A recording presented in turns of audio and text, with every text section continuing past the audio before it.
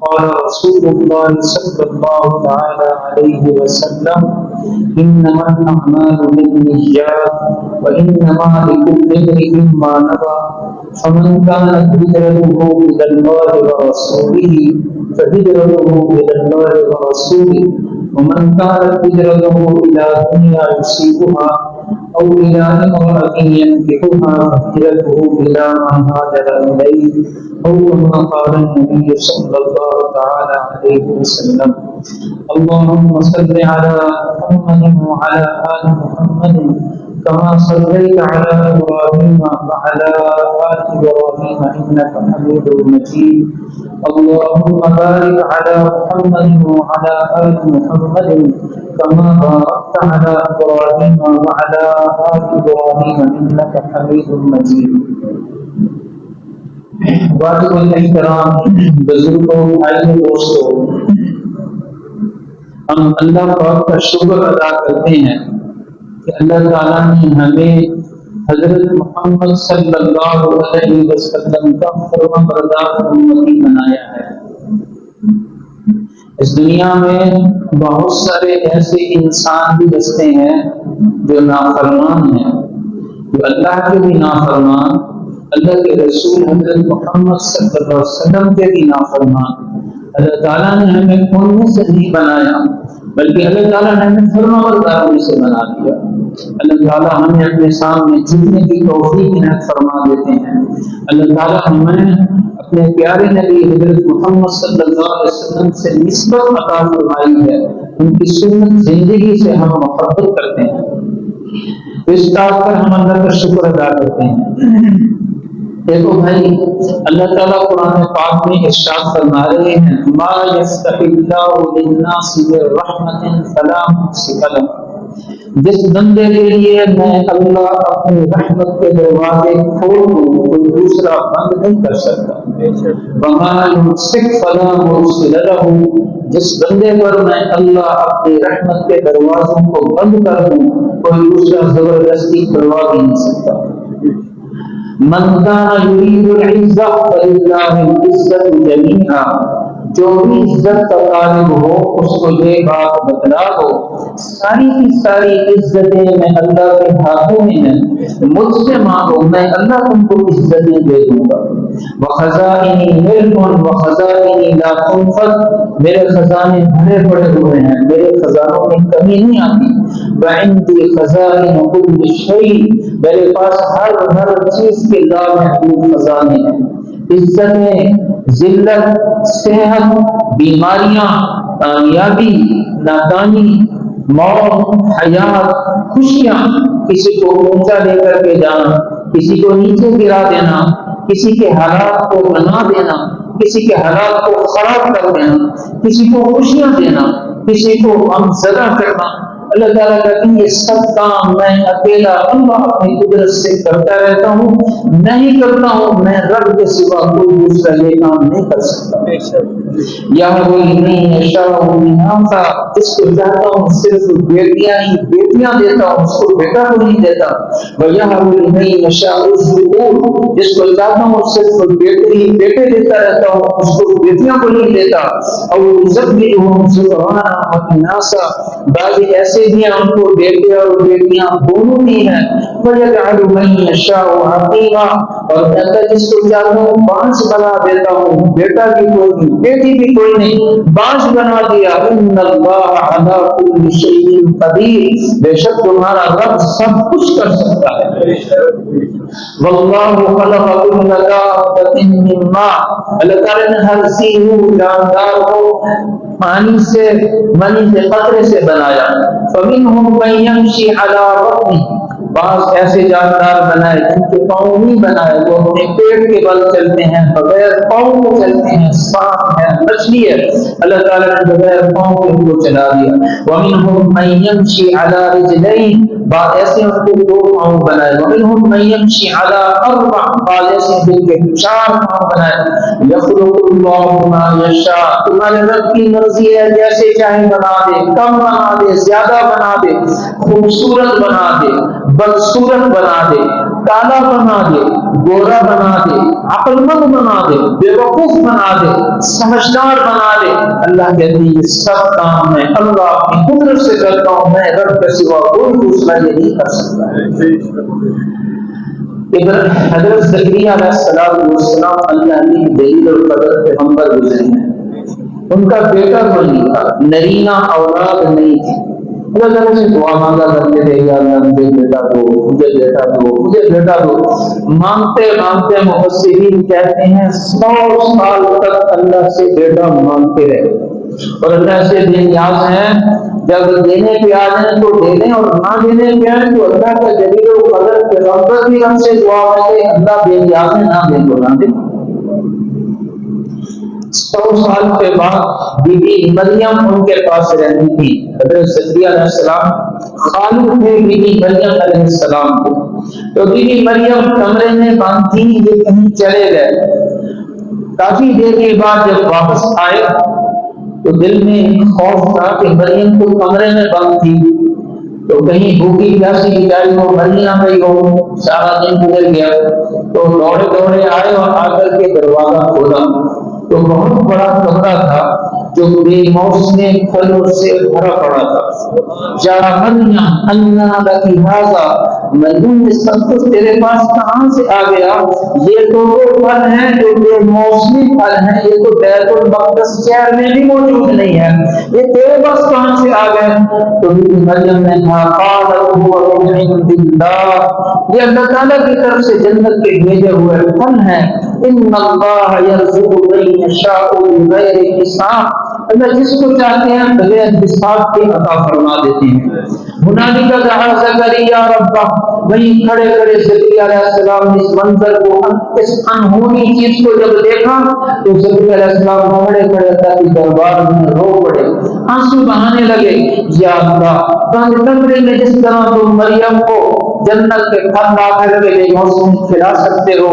یا اللہ میں بھی تو تیرا بندہ ہی ہوں، اور پچھلے 100 سال سے تجھ سے بیٹا مانگ رہا ہوں، یہ مجھے بھی اگر آپ بیٹا عطا فرما دیں تو آپ کو مشکل تو کوئی نہیں ہے۔ رو کر کے دل سے ایسی دعا مانگی، ویسے دل سے نکلی ہوئی دعا تھی کہ فوراً اللہ تعالیٰ نے اس کو قبول کیا اور آسمان سے فرشتے کو بھیجا، وَهُوَ قَائِمٌ يُصَلِّي فِي الْمِحْرَابِ، زکریا علیہ السلام محراب میں کھڑے ہو کر کے نماز پڑھنے لگے، فرشتہ آ گیا اللہ تعالیٰ کی طرف سے پیغام دے کر کے، یا زکریا انا نبشرک بغلام اسمہ یحییٰ لم نجعل لہ من قبل سمیہ۔ اے زکریا علیہ السلام اللہ تعالیٰ فرما رہے ہیں میں نے آپ کو بیٹا دینے کا فیصلہ کر لیا ہے، اور دیکھو جب آپ کا بیٹا پیدا ہوگا نا اپنے بیٹے کا نام یحییٰ رکھنا ہے، اور یہ ایسا نام ہے کہ ہم نے چھپا کر کے تمہارے لیے رکھ رکھا تھا، آج سے پہلے کبھی کسی نے اپنے بیٹے کا نام یحییٰ نہیں رکھا، کہ آپ کے بیٹے کے لیے ہم نے چھپا کے رکھا تھا، اور آپ کا جب بیٹا پیدا ہوگا تو یہ نیا نام ہے کہ آپ اپنے بیٹے کا نام یحییٰ رکھنا ہے۔ اس لیے میرے بھائی دوستو، اللہ ساری چیزوں پر قادر ہے، قدرت رکھتے ہیں، طاقت رکھتے ہیں، اختیارات رکھتے ہیں، اللہ جو چاہیں اپنی قدرت سے کر دیں، کسی کے حالات کو بنا دیں، کسی حالات کو خراب کر دیں، کسی کو خوشیاں دے دیں، چیزوں کے خالق بھی اللہ، حالات کے خالق بھی اللہ۔ اور دیکھو میرے بھائی دوستو، تبلیغ میں جو دوسری محنت ہے نا وہ اس بات کی ہے کہ زندگی گزارنے کے جو طریقے ہیں نا بھائی، مختلف قوموں نے مختلف طریقے بنائے ہوئے ہیں، یہ ہندوؤں کا طریقہ ہے، یہ سکھوں کا طریقہ ہے، یہ یہودیوں کا طریقہ ہے، یہ عیسائیوں کا طریقہ ہے، تو ہر قوم نے اپنی الگ الگ تہذیب بنا رکھی ہے، طریقہ کار بنا رکھا ہے۔ ان سب کے مقابلے میں ایک طریقہ ہمارے پیارے نبی حضرت محمد صلی اللہ علیہ وسلم کا ہے، کل الطرق تؤدی الی الہلاک والدمار، زندگی گزارنے کے سارے تہذیبیں اور طریقے جو لوگوں نے بنائے ہیں سب کے سب ہلاکت، بربادی، ناکامی کے طریقے ہیں، الا طریق محمد، کامیابی کا طریقہ صرف ایک ہے جو کہ ہمارے پیارے نبی حضرت محمد صلی اللہ علیہ وسلم کا ہے، تو اس میں کامیابی ہے، باقی کوئی طریقہ کامیابی کا نہیں ہے۔ ساری کی ساری تہذیبیں ناکامی کی اور ہلاکت کی تہذیبیں ہیں، اور حضرت محمد صلی اللہ علیہ وسلم کی واحد تہذیب ایسی ہے اس پر جو بندہ چلے گا اللہ اس کے امتحان میں بھی کامیاب کریں گے، آخرت میں بھی کامیاب کریں گے۔ ایک صحابی تھے اور حضور صلی اللہ علیہ وسلم کی ہر بات کو دیکھ لیا کرتے تھے، جو سینئر صحابہ تھے انہوں نے ان کو منع کیا کہ آپ اللہ کے رسول کی ہر بات کو دیکھ لیتے ہیں، اللہ کے رسول کبھی کسی سے مزاح کرتے ہیں، کبھی کسی سے غصے میں بات کرتے ہیں، کم از کم حضور صلی اللہ علیہ وسلم کی غصے اور مزاح والی باتیں تو نہیں ہونی چاہیے۔ تو انہوں نے کہا ٹھیک ہے بھائی، اگر میرے لکھنے پہ آپ لوگوں کو اعتراض ہے تو میں آج کے بعد نہیں لکھا کروں گا۔ انہیں لکھنا چھوڑ دیا۔ اگلی مجلس میں اللہ کے رسول صلی اللہ علیہ وسلم تشریف فرما ہوئے، آپ نے صحابی کو دیکھا وہ لکھ نہیں رہے، آپ نے فرمایا کہ پہلے تم لکھا کرتے تھے، آج لکھ کیوں رہے، کیا ہوا؟ انہوں نے کہا یا رسول اللہ صلی اللہ علیہ وسلم مجھے تو فلاں فلاں جو سینئر صحابہ نے منع کر دیا کہ نہ لکھا کرو۔ اللہ کے رسول کبھی غصے سے بیٹھے ہوتے ہیں، کبھی کسی سے مزاح کر لیتے ہیں، تو کم از کم حضور کی غصے اور مزاح والی باتیں تو نہیں لکھنی چاہیے۔ تو میں قربان جاؤں حضرت محمد صلی اللہ علیہ وسلم کی ذات گرامی پر، حضور نے فرمایا نہیں بھائی نہیں، میری طرف سے تمہیں اجازت ہے، تم میری ہر بات کو لکھ سکتے ہو، میں غصے میں کہوں تم وہ بھی لکھ لیا کرو، میں مزاح میں کہوں تم وہ بھی لکھ لیا کرو، میں ممبر پہ بیٹھ کر جو کہوں تم وہ بھی لکھ لیا کرو، اس لیے کہ مجھ محمد کو قسم ہے اس ذات کی جس کے قبضے میں میں محمد کی جان ہے، میرے اس منہ سے حق کے سوا کچھ نہیں نکلتا۔ وما ينطق عن الهوى ان هو الا وحی یوحی، اپنے مرضی سے کبھی نہیں بولتا ہوں، میں جب بھی بولتا ہوں اللہ کے حکم اور ارادے سے بولتا ہوں، میں غصے میں بھی اللہ کی بات کرتا ہوں، میں مزاح میں بھی اللہ کی بات کرتا ہوں، میں ممبر میں بیٹھ کر بھی اللہ کی بات کرتا ہوں، اس لیے میں جو بھی کہوں غصے میں کہوں یا مزاح میں کہوں میری ہر بات کو تم دیکھ سکتے ہو۔ دیکھو میرے بھائیو دوستو، حضور صلی اللہ علیہ وسلم کے صحابہ حضور کی سے کیسے محبت کرتے تھے۔ ایک صحابی آئے حضور کی مجلس میں بیٹھے، ان کے ہاتھ میں سونے کی انگوٹھی تھی، حضور علیہ السلام نے ان کے ہاتھ سے زبردستی سونے کی انگوٹھی اتار کے قریب میں پھینک دی۔ تھوڑی دیر کے بعد اللہ کے رسول اٹھ کر کے چلے گئے، جن کی انگوٹھی تھی وہ بھی اٹھ کر کے جانے لگے۔ تو دوسرے صحابہ نے کہا بھائی اپنی انگوٹھی تو لے جاؤ، سونے کی انگوٹھیاں تین کی انگوٹھیاں تمہارے پہننے کے لیے تو گھر میں عورتوں کو پہنا دینا، اگر ان کو کے لیے پہنانی تو بیچ لینا، اس لیے قیمتی سونے کی انگوٹھی ہے۔ تو انہوں نے کیا کہا، نے کہا نہیں نہیں، میرے رسول نے اس انگوٹھی کو پھینک دیا ہے، میرا اس انگوٹھی سے کوئی تعلق نہیں ہے، میں اس کی طرف نہیں دیکھوں۔ سبحان اللہ۔ دیکھو حضور سے محبت ہے یا نہیں ہے؟ اللہ کرے میرے دل میں بھی ایسی محبت پیدا ہو جائے، آپ کے دل میں بھی ایسی محبت پیدا ہو جائے۔ مسجد نبوی میں ایک دروازہ تھا، اس دروازے سے مرد بھی نماز پڑھنے آتے تھے، عورتیں بھی نماز پڑھنے کے لیے آتی تھی۔ اللہ کے رسول نے ایک دفعہ دیکھا تو ہمیں فرمایا کہ ایسا کرو اس دروازے سے کوئی مرد آج کے بعد نہ آیا کرے، اس مرد کو اور اس دروازے کو عورتوں کے لیے خاص کر دو، اس دروازے پہ مرد نہ آیا کرے۔ تو اس دروازے پر لکھ دیا گیا باب النساء، آج بھی لکھا ہوا ہے مسجد نبوی کے باب جبرائیل کے ساتھ باب النساء، عورتوں کا دروازہ، اور صرف عورتیں آیا کرتی تھیں۔ حضور صلی اللہ علیہ وسلم اس دنیا سے تشریف لے گئے، حضرت ابوبکر صدیق خلیفہ بنائے گئے، تو ان کی خلافت میں حضرت عمر فاروق رضی اللہ عنہ نے مشورے میں یہ بات رکھی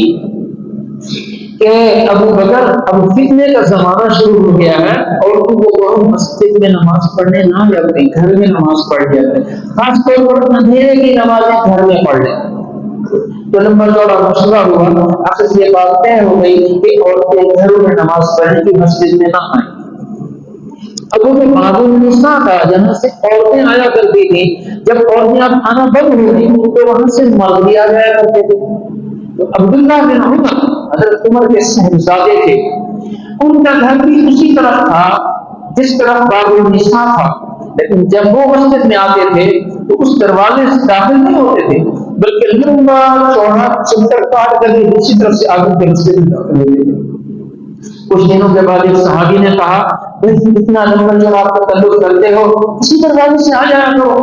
حضرت عبداللہ بن عمر نے کیا فرمایا، میں نے کہا ابھی کوئی لمبا زمانہ نہیں گزرا، ایسا لگتا ہے اللہ کے رسول کے وہ آواز جو حضور نے اس موقع پر فرمائی تھی میرے کانوں پر دستک دے رہی ہے، آواز گونج رہی ہے میرے کانوں پر۔ اللہ کے رسول فرما رہے تھے بھائی اس دروازے سے کوئی مرد نہ آیا کرے، مجھے کتنا ہی تکلف کرنا پڑے، میں اللہ کے رسول کی بات پر قائم ہوں، میں کبھی اس دروازے سے نہیں آؤں گا، کیونکہ میں نے اللہ کے رسول سے سنا تھا کہ اس دروازے سے کوئی مرد نہ آیا کرے۔ کیونکہ یہ حضور سے محبت ہے یا نہیں ہے؟ اللہ کرے میرے دل میں بھی یہ پیدا ہو جائے، آپ کے دل میں بھی یہ پیدا ہو جائے۔ دیکھو سود جب حرام ہوا، سود جب حرام ہوا تو آپ صلی اللہ علیہ وسلم نے فرمایا کہ آج کی تاریخ سے پہلے جس میں پرانا سود لینا ہو سودی کا تو وہ اپنا پرانا سود لے لے، لیکن آج کی تاریخ کے بعد کوئی بندہ سود پر پیسے نہیں دے گا۔ سود اللہ تعالیٰ نے حرام کر دیا، احل اللہ البیع وحرم الربا، سود حرام ہو گیا۔ آج سے پہلے تم اپنا پچھلا سود لے لو، لیکن آج کی تاریخ کے بعد کوئی بندہ سود کا کام نہیں کرے گا۔ لیکن میرے چچا حضرت عباس انہوں نے پچھلا سود لینا ہے، میں محمد اس پچھلے سود کو بھی معاف کرنے کا اعلان کر رہا ہوں۔ اب حضرت عباس نے اس مجلس میں بیٹھے ہیں، اب صحابہ مڑ مڑ کر کے حضرت عباس کی طرف دیکھ رہے ہیں کہ پیسے تو لینے انہوں نے اور معاف کر رہے ہیں حضور، پتہ نہیں انہوں نے بھی معاف کیا یا نہیں کیا۔ اب لوگ مڑ مڑ کر کے پیچھے دیکھ رہے ہیں، جب حضرت عباس رضی اللہ عنہ نے دیکھا کہ لوگ بار بار مجھے ہی دیکھ رہے ہیں تو وہ کھڑے ہو گئے۔ جب وہ کھڑے ہو گئے تو سارے لوگ متوجہ ہو گئے کہ جنہوں نے پیسے لینے ہیں وہ کھڑے ہو گئے، تو وہ کیا فیصلہ کرتے ہیں؟ تو انہوں نے یہ فیصلہ کیا کہ یا رسول اللہ صلی اللہ علیہ وسلم، میں نے جو پچھلا سود لینا ہے آپ نے تو اس کو معاف کرنے کا اعلان کیا نا، جو میں نے اصل پیسے لوگوں سے لینے نا میں اس کو بھی معاف کرنے کا اعلان اس لیے کرتا ہوں تاکہ لوگوں کو پتہ چل جائے کہ آپ نے جو فیصلہ میرے معاملے کے بارے میں کیا مجھے خوشی سے دل و جان کے ساتھ قبول ہے۔ دیکھو کیسی محبت ہے، اللہ کرے ہمارے دل میں بھی ایسی محبت پیدا ہو جائے۔ تو میرے بھائیوں دوستو، تبلیغ نے پہلی نعمت یہ ہے کہ دل کا یقین بدل جائے کہ سب کچھ کرنے والے اللہ ہیں، اور دوسری نعمت اس بات کی ہے کہ ہمارا طریقہ زندگی بدل جائے، ہم اپنے زندگی گزارنے کے طریقے حضرت محمد صلی اللہ علیہ وسلم کی سنت کے مطابق بنا دے ڈھالیں۔ اللہ تعالیٰ ہم سب اس طریقے کو بھی عنایت فرما دے۔ ایک صحابی ہیں حضرت ابو ہریرہ، حضور صلی اللہ علیہ وسلم کے پاس مسلمان ہو گئے، اپنی ماں جو کہ ابھی مسلمان نہیں ہوئی روزانہ ان کو دعوت دیتے تھے اسلام کی کہ ماں تو مسلمان ہو جا، تو وہ ماں مسلمان نہیں ہوتی تھی اور ابو ہریرہ رضی اللہ عنہ کو بدل دیتی تھی۔ ایک روز حضرت ابو ہریرہ رضی اللہ عنہ نے ماں کو اسلام کی دعوت دی تو اس ماں نے ابو ہریرہ کو بھی برا بھلا کہا اور حضور صلی اللہ علیہ وسلم کی شان میں بھی نازیبہ کلمات کہہ دیے۔ ابو ہریرہ رضی اللہ عنہ ایک طرف ماں ہے ایک طرف اللہ کے رسول ہے، اور روتے ہوئے نبی علیہ السلام کی خدمت میں حاضر ہوئے اور کہنے لگے یا رسول اللہ آج میں نے اپنی ماں سے ایسی بات سنی ہے اس سے میں برداشت نہیں کر سکتا ہوں، اس لیے آپ مہربانی کریں میری ماں کی ہدایت کے لیے دعا فرما دیں۔ حضور صلی اللہ علیہ وسلم نے ہاتھ اٹھائے اور دعا مانگی اللہم اہد ابو ہریرہ، یا اللہ ابو ہریرہ کی ماں کو ہدایت عطا فرما دے۔ ابو ہریرہ رضی اللہ عنہ تیز قدموں سے چل کے گھر جا رہے تھے، کسی نے پوچھا کہاں جا رہے ہو؟ اللہ کے رسول نے میری ماں کی ہدایت کی دعا کرنی ہے، میں پہلے پہنچتا ہوں، اللہ کے رسول کی دعا پہلے پہنچتی ہے۔ کہتے ہیں میں گھر میں پہنچا، دستک دی، ماں نے دروازہ کھولا تو ماں نے کہا بتاؤ ابو ہریرہ اللہ کے رسول کون سا کلمہ پڑھاتے ہیں جس سے انسان اسلام میں داخل ہو جاتا ہے؟ تو اشہد ان لا الہ الا اللہ و ان محمد عبدہ ورسولہ، مسلمان ہو گئے۔ نبی علیہ السلام کفر کے زمانے میں بھی لوگ حج کیا کرتے تھے، لیکن ان کا اپنے رسم رواج تھے، سیڑھیاں بجاتے تھے، پتہ نہیں کیا کچھ کرتے تھے، تو وہاں سے آتے تھے مکہ کے آس پاس بیت اللہ کے آس پاس رہتے تھے، خیمے لگتے تھے۔ تو نبی علیہ السلام حج کے موسم میں ان خیموں میں جا جا کر کے لوگوں کو دعوت دیتے تھے کہ لوگوں کلمہ پڑھ لو کامیاب ہو جاؤ گے، اور مجھے اپنی بستی میں رہنا، میری مدد کرو، مجھے ٹھکانا دو تاکہ میں تمہاری بستی علاقے میں رہ کر کے اللہ کے دین کا کام کر سکوں۔ مکہ والے لوگ دین کا کام نہیں کرنے دیتے، تکلیفیں دیتے، پریشان کرتے ہیں، تو لوگ انکار کر دیتے تھے۔ ایک قافلے کے پاس گئے خیمے میں، انہوں نے انکار کیا، پھر دوسرے کے بعد، تیسرے کے بعد، چوتھے کے بعد، اس طرح کرتے کرتے کرتے کرتے ایک خیمہ ایسا لگا تھا یثرب کے لوگوں کا، جو بعد میں مدینہ طیبہ بنا، یثرب کا خیمہ لگا تھا، اس میں 5-6 مرد عورت تھے، کچھ مرد تھے کچھ عورتیں بھی، 5-6 لوگ تھے۔ تو آپ صلی اللہ علیہ وسلم کو دعوت دی، وہ مسلمان ہو گئے۔ حضرت نے فرمایا ایسا کرو تو مجھے یثرب آنے کی دعوت دو، میں تمہارے یثرب میں رہ کر کے اسلام دین کا کام کروں گا۔ میں نے کہا یا رسول اللہ ہم تھوڑے ہیں، 5-6 لوگ ہیں، ابھی ہم آپ کو ساتھ نہیں لے جا سکتے، ہم ابھی واپس جائیں گے یثرب میں، وہاں کے لوگوں سے بات چیت کریں گے، اگر اور لوگ مسلمان ہو گئے اور ہماری اکثریت ہو گئی اور ہم زیادہ ہو گئے تو پھر ہم آپ کو دعوت دیں گے، آپ کو مکہ سے مدینہ لے کر کے جائیں گے، یثرب میں لے کر کے جائیں گے۔ اور جب یہ لوگ واپس جانے لگے مدینہ طیبہ یثرب کی طرف، مکہ سے جانے لگے، تو انہوں نے کہا یا رسول اللہ ہم تو جا رہے ہیں، اب ہمیں تو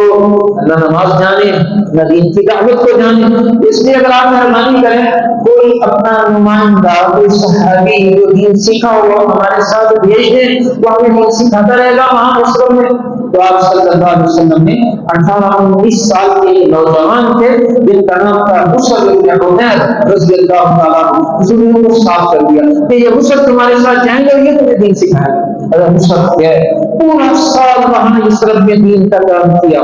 گھر گھر میں ایک آدمی سے ملے اور ان کو اسلام کی دعوت دی۔ جب سال گزر گیا تو اب 85 مرد و عورت وہاں یثرب سے تیار ہو کر حج کرنے کے لیے مکہ میں آ رہے تھے۔ اور حضرت بشر کو کہا تم بھی ہمارے ساتھ چلو، تو وہ کہنے لگے میرے اللہ کے رسول نے میری تشکیل کی تھی کہ تم یثرب میں جاؤ، لوگوں کو اسلام کلمہ دین سکھاؤ، اب سب لوگوں کو تمہیں سکھا نہیں سکا ہوں، میری تشکیل تو پوری ہوئی نہیں ہے، اب میں کس منہ سے واپس جاؤں؟ اللہ کے رسول میرے سے پوچھ لے کام ہو گیا تو مکمل ہو گیا، تو کام کو مکمل نہیں ہوا تو کیا جواب دوں گا؟ اس لیے جب تک اللہ کے رسول مجھے بلوائیں گے نہیں میں آپ صلی اللہ علیہ وسلم کے پاس واپس نہیں جاؤں گا۔ ہاں میں اپنی کارگزاری کا خط لکھ کر کے تمہیں دے دیتا ہوں۔ تو انہوں نے خط لکھا یا رسول اللہ صلی اللہ علیہ وسلم میں یہاں یثرب میں ہوں، سال ہو گیا کام کر رہا ہوں، سال میں یہ کام ہو گیا ہے ہر گھر میں، یثرب کے ہر گھر میں کوئی نہ کوئی مسلمان ہو چکا ہے، کسی کا باپ، کسی کا بیٹا، کسی کی ماں، کسی کی بہن بیٹی، کوئی نہ کوئی ہر گھر میں مسلمان ہو چکا، لیکن ابھی اسلام کافی سارا باقی ہے۔ پھر خط لکھ کر کے بھیج دیا۔ تو یہ قافلہ وہاں مکہ مکرمہ میں حج کے لیے پہنچا، نبی علیہ السلام نے خط پڑھا تو آپ صلی اللہ علیہ وسلم بڑے خوش ہوئے، اور پھر آپ صلی اللہ علیہ وسلم نے 85 لوگوں کو بھی کلمہ پڑھایا، ان کی اسلام کی بیعت لی، اور پھر آپ صلی اللہ علیہ وسلم نے ان کو کہا کہ اب مجھے اس دفعہ لے جاؤ گے؟ انہوں نے کہا یا رسول اللہ ہم تیار ہیں آپ کو لے جائیں گے۔ حضرت عباس حضور کے چچا آ گئے، انہوں نے کہا دیکھو تم کس کو لے کر کے جا رہے ہو اپنے علاقے میں؟ یہ محمد ہے، محمد صلی اللہ علیہ وسلم۔ ان کو لے جانے کا مطلب یہ ہے کہ سارا مکہ،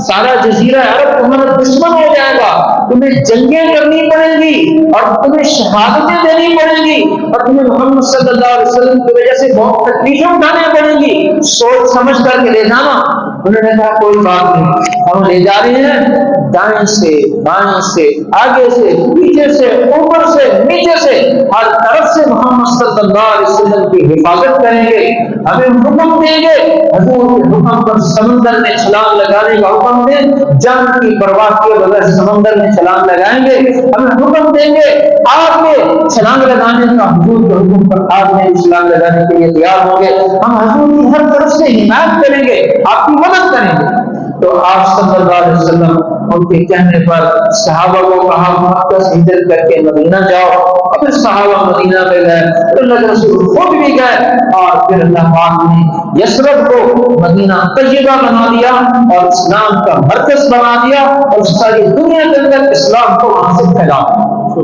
اس لیے میرے بھائی دوستو رسول کے زمانے میں تو ہر کوئی اسلام کا کام کر رہا تھا۔ آج ہم یہ سمجھتے ہیں کہ مسجد میں آ جانا، 5 وقت کی نماز پڑھ لینا یہی کافی ہے، نہ بھائی یہ تو کافی نہیں ہے، بلکہ دین کا کام بھی ہماری ذمہ داری ہے۔ گھر گھر جانا، دروازہ کھٹکھٹانا، ہر مسلمان کو اسلام کا تعارف پیش کرانا، اور ہر ایک کو مسجد میں لانا، لا کر اس کی جلیل نیاز کو رب کے سامنے جھکانا، یہ ہمارا کام ہے، ہماری ذمہ داری ہے۔ ہمارے نبی حضرت محمد صلی اللہ علیہ وسلم آخری نبی ہیں، قیامت تک کوئی نبی نہیں آئے گا حضرت محمد صلی اللہ علیہ وسلم کے ختم نبوت کی وجہ سے دین کا کام کرنا ہماری ذمہ داری ہے۔ حضور صلی اللہ علیہ وسلم نے جب مکہ کو فتح کیا تو آپ صلی اللہ علیہ وسلم فتح مکہ کے دن بیت اللہ میں آئے اور آپ صلی اللہ علیہ وسلم نے جھنڈے والے صحابی کو اٹھایا، جن کے پاس جھنڈا تھا، وہ صحابی آئے جھنڈا لے کر کے آئے، حضور نے بڑے بڑے صحابہ کو بھی ساتھ دیا۔ بیت اللہ کے سامنے قبرستان ہے، اس قبرستان میں اس کا نام ہے جنت المعلی، اس قبرستان کے اندر جو ہے بی بی خدیجہ الکبریٰ رضی اللہ تعالیٰ عنہا کی قبر ہے۔ حضور صلی اللہ علیہ وسلم وہاں پر تشریف لے گئے اور آپ صلی اللہ علیہ وسلم نے اسلام کا جھنڈا نصب رایۃ الاسلام علی قبر خدیجہ، بی بی خدیجہ رضی اللہ تعالیٰ عنہا کی قبر پر اس اسلام کے جھنڈے کو گاڑ دیا اور آپ صلی اللہ علیہ وسلم نے فرمایا، اے خدیجہ،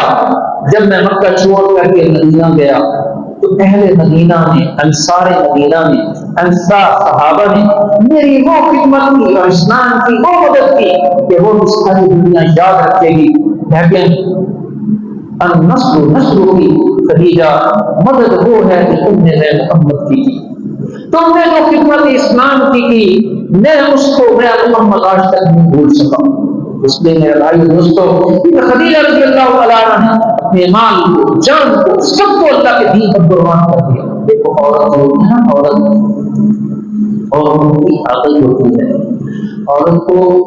اپنے ماں باپ کی طرف سے کوئی مال، پیسہ، سونا ملتا ہے نا تو وہ اپنے پاس چھپا کر کے رکھتی ہے، اپنے خاوند کو نہیں دیتی۔ اور اگر اللہ تعالیٰ اس کو بیٹیاں دے دے نا، عورت کی بیٹیاں ہو جائیں، 1 2 3 4 بیٹیاں ہو جائیں، تو پھر تو عورت وہ سونا مرد کو نہیں دیتی۔ اس لیے وہ کہتی ہے یہ میری بیٹیوں کی امانت ہے، میں اپنی بچیوں کی سہولت کے لیے کچھ نہ کچھ بچیوں کو دے دوں۔ ٹھیک ہے،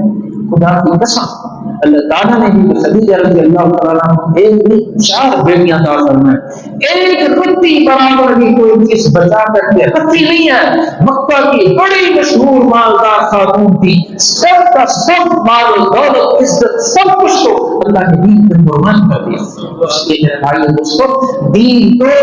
ہمارے حضرت ابوبکر صدیق سے، حضرت عمر سے، حضرت عثمان، علی، طلحہ اور زبیر، حسن حسین سے تو ان کے زمانے کا سوال ہوگا کہ تم نے اپنے زمانے میں دین کا کام کیا تھا یا نہیں کیا تھا۔ ہمارا جو زمانہ ہے یہ 1446 کا سن چل گیا ہے، اس زمانے کا سوال تو ابوبکر سے نہیں ہونا، کس سال کا سوال کس سے ہونا ہے؟ میرے سے ہونا ہے، آپ سے ہونا ہے۔ اللہ تعالیٰ پوچھیں گے بتاؤ کب تک تو اسلام پہنچ گیا، بتاؤ تم نے آگے پہنچانے کا انتظام کیا؟ اس لیے میرے بھائی دوستو، ہم سب اس کے ذمہ دار ہیں۔ اور میں جو اللہ کے راستے میں ایک صبح شام لگا دنیا و مافیا سے بہتر ہے۔ ایک آدمی اللہ کے راستے میں نکل کر کے تھوڑی دیر قیام کیا، فرمایا کہ